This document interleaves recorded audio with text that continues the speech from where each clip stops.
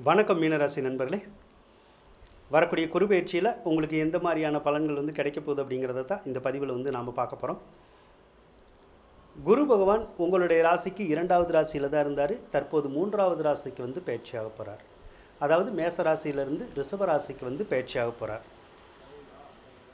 குரு பகவான் சித்திரை மாதம் 18ஆம் தேதி பயிற்சி ஆகிறார். மே மாதம் 1ஆம் தேதி பயிற்சி ஆகிறார். இந்த குரு பயிற்சி உங்களுக்கு நல்லா இருக்குமானா, நல்லா இருக்கிறதுக்கான சாத்தியக்கூறுகள் நிறையா இருக்கும். குரு பகவான் உங்களுடைய ராசி அதிபதி.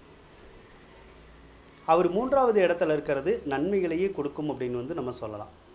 அதே மாதிரி உங்களுக்கு 10ஆம் அதிபதியும் குரு பகவான் தான். அப்போ 10ஆம் அதிபதி குரு பகவான் 3வது இடத்துல இருந்தாலும் தொழில் ஸ்தானம் நல்லா தான் இருக்கும். தொழிலில் நல்ல ஆதாயங்கள் கிடைக்கும். தொழிலில் நல்ல முன்னேற்றங்கள் கிடைக்கும். போட்டி பொறாமைகள் எல்லாமே விலகிடும். அதனால் தொழிலுக்கு ரொம்ப நல்லாயிருக்கும். வேலை இல்லாதவங்களுக்கு வேலை கொடுக்கும். வேலையில் இருக்கிறவங்களுக்கு நல்ல முன்னேற்றங்களை கொடுக்கும். அதே மாதிரி 3வது இடம் சுப இடம் அப்படிங்கிறனால நல்ல தைரியம் தன்னம்பிக்கை கொடுக்கும். நல்ல சுப செய்திகள் உங்கள் வீட்டுக்கு வர்றதுக்கான வாய்ப்புகள் உங்களுக்கு நல்லா இருக்கும். குரு பகவான் 3வது ராசியில் இருக்கிறது இளைய சகோதர சகோதரிகளுக்கு நல்ல விருத்தியை கொடுக்கும். இளைய சகோதர சகோதரிகளோடு நல்ல ஒற்றுமையாக இருக்கிறதுக்கான வாய்ப்புகள் வரும்.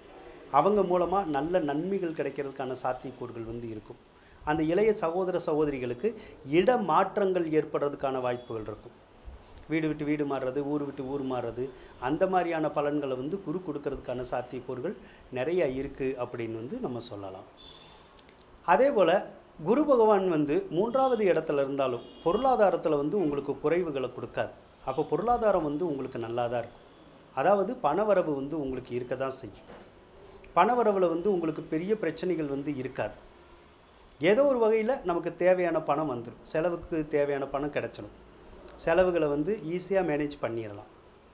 அப்போ நம்ம கஷ்டப்படணுங்கிற ஒரு அவசியம் இல்லை. அதே மாதிரி கடன்கள் எல்லாம் உருவாகாது. கடன்கள்லாம் இருந்தாலும் கடன் அடைய செய்யும். கடன் தொந்தரவுலேருந்து நம்ம விடுபடுறதுக்கான வாய்ப்புகள் இருக்கும். நகை நட்டுக்கள் அணிமணிகள் சேர்றதுக்கான சாத்தியக்கூறுகள் இருக்கும் சிலருக்கு.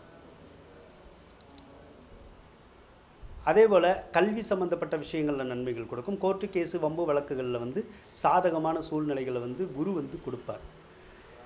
அதனால் குரு 3வது இடத்துல இருந்தாலும் உங்களுக்கு யோகங்களை தான் கொடுப்பார், நன்மைகளை தான் கொடுப்பார். அதனால் கவலைப்பட தேவையில்லை. இதில் உங்களுக்கு சுப தசாபுத்தி நடந்துச்சுன்னு வச்சுக்கோங்க, அது ரொம்ப நல்லாயிருக்கும். இப்போ சுப தசைன்னா நல்ல தசை நல்ல புத்தி அந்த மாதிரிலாம் நடந்துச்சுன்னா இந்த குருபெயர்ச்சினால் மேலும் உங்களுக்கு சிறப்புகள் ஏற்படுறதுக்கான ஒரு சாத்தியக்கூறுகள் இருக்கும். அதனால் பாதிப்புகள் அப்படின்னு சொல்லி எதுவும் வர்றதுக்கான ஒரு சாத்தியக்கூறுகள் இல்லை. ஒரு சொத்து சுகத்தில் வேணால் விரயங்கள் வரும், பராமரிப்பு செலவுகள் வேணால் வரும்.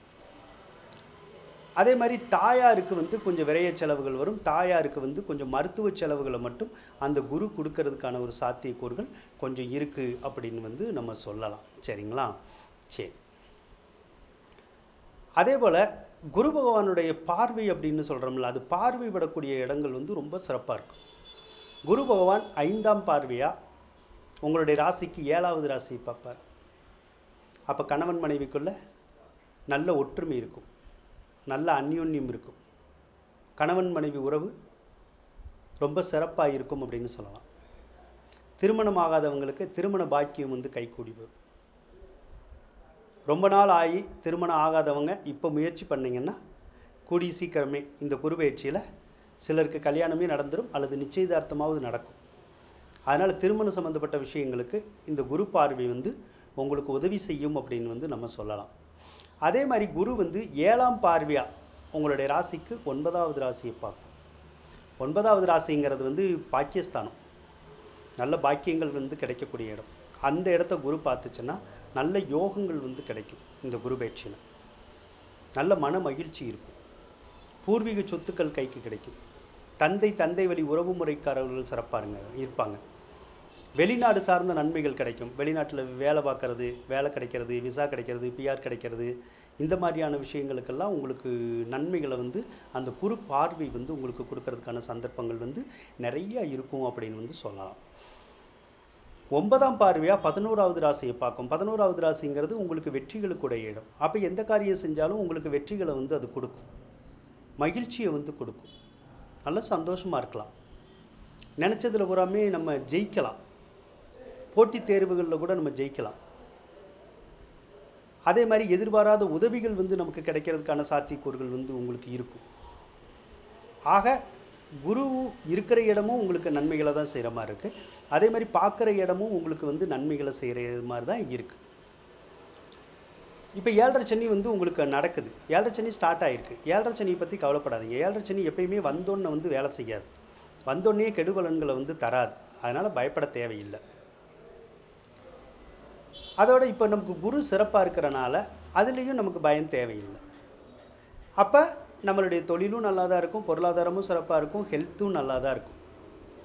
ஸோ மிகப்பெரிய பாதிப்புகள் அப்படின்னு சொல்லி எதுவும் வரதுக்கான சாத்தியக்கூறுகள் வந்து இல்லை. ஆக மீன ராசிக்காரவங்களுக்கு இந்த குரு பயிற்சி நல்லதே செய்கிற மாதிரி தான் இருக்குது. அதனால் நன்மைகளே உங்களுக்கு அதிகம் செய்யும் என கூறிக்கொண்டு விடைபெறுகின்றேன். நன்றி, வணக்கம். மீனராசிக்காரவங்களுக்கு இந்த வீடியோ பிடிச்சிருந்தால் லைக் பண்ணுங்கள், ஷேர் பண்ணுங்கள், மறக்காமல் சப்ஸ்கிரைப் பண்ணுங்கள். நன்றி மீனராசி நண்பர்களே.